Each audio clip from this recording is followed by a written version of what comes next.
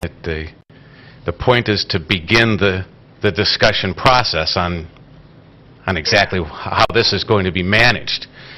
And as Mr. Rosen indicated, as a new member of the council, I am not familiar with all of the history, but I do have simple black and white words right in front of me relative to a clause that will consider the possible realignment of Eddington Boulevard.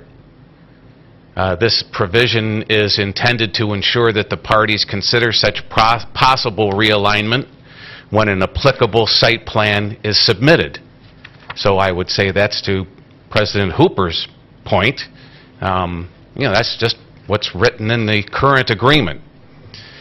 It goes on to say that any such realignment must be acceptable to owner, the city, MDOT, or such other applicable agency with jurisdiction over Rochester Road, and, I think the word "and" is pretty inclusive, the Eddington Property Owners Association.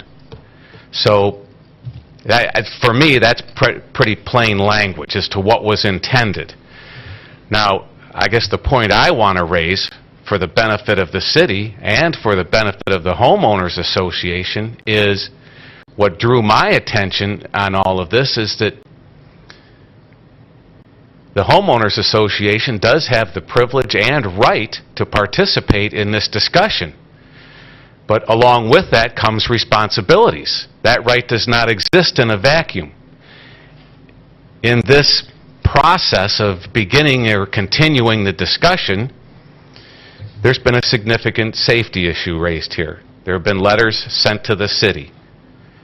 MDOT has approved the realignment and traffic, presumably because of warrants or relative to safety issues.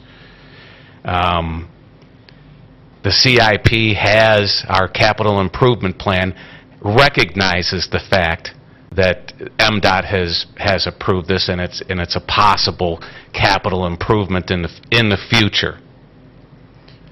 So, if our responsibility is ultimately public safety, if we're for the realignment and the light, the owners for the realignment and the light, and MDOT has given it the thumbs up, and yet it's quashed or vetoed by the Homeowners Association, I think that's a perfect formula for an outstanding liability exposure. And I know you have the president and the vice president are here tonight. I'd go back tonight and I'd get out your Homeowners Association directors and officers policy, and I'd read through that pretty clearly with the help of your attorney. If you look at Rochester Road going north, as you enter the city, there's one stretch of a mile with no traffic lights. And that's that stretch of Rochester Road that we're talking about.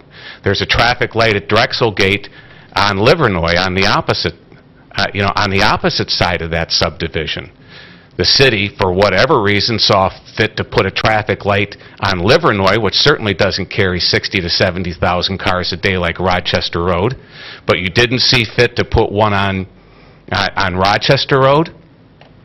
So I think we've got a genuine public safety issue here. If it appears that the city subordinates that public safety issue to preserve the identity of a valuable subdivision, the accusations of choosing tax value over public safety, as I said, the HOA, I believe, does not want to be the single entity standing out against a traffic signal there as we've built this record of recognition of a safety issue there at Rochester Road, Eddington, and Drexel Gate. And that's my recommendation, and I think that issue needs to be addressed. Minimally, I think we need to go on record as indicating that that's a genuine safety concern for us, and we would recommend putting a light there for our own liability purposes. And that's the end of my comments. Okay, thank you. Mayor Barnett.